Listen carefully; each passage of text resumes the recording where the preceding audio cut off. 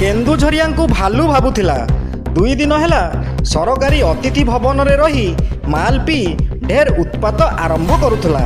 ପାନ ଦୋକାନ ଚା ଖଟି ପହଞ୍ଚି କିଛି ପୁରୁଣା କୁଜିଙ୍କ ନିର୍ଦ୍ଦେଶନାମାରେ ମୁଖ୍ୟମନ୍ତ୍ରୀଙ୍କ ବଢ଼ୁଥିବା ଲୋକପ୍ରିୟତାକୁ ନିଚା ଦେଖାଇବା ପାଇଁ ସୋସିଆଲ ମିଡ଼ିଆରେ ଢେର ଅନାପନାପ ବକୁଥିଲା।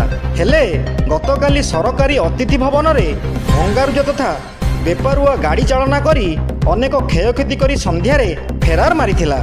ଅଭିଯୋଗ ପାଇ କେନ୍ଦୁଝର ପୋଲିସ ତାକୁ ପିଛା କରି ପାଣିକୋଇଲି ନିକଟରୁ ଉଠାଇ ଆଣି ଅଟକ ରଖିଥିବା ସୂଚନା। କେନ୍ଦୁଝରିଆଙ୍କ ଦାବି ପୋଲିସ ଏଇଟାକୁ ଗିରଫ କରି ତୁରନ୍ତ ଜେଲ୍ ପଠାଉ।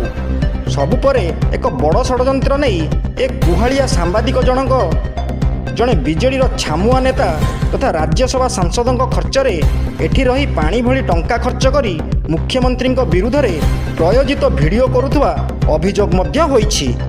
ଆଗକୁ ଏସବୁ ମଧ୍ୟ ତଦନ୍ତ ସାପେକ୍ଷ। Bureau report G9 Odia.